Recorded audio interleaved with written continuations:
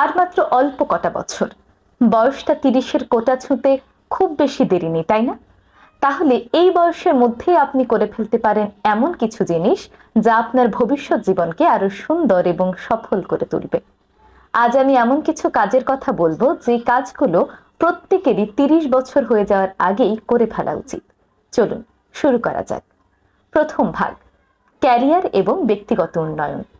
বয়সটা 30 হওয়ার আগেই ক্যারিয়ারে একটি স্থিতিশীলতা আনাটা খুব জরুরি।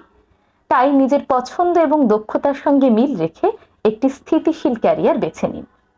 তার সঙ্গে এই পরিবর্তনশীল বিশ্বের সঙ্গে তাল মিলিয়ে চলার জন্য নতুন নতুন দক্ষতা শেখা মাস্ট।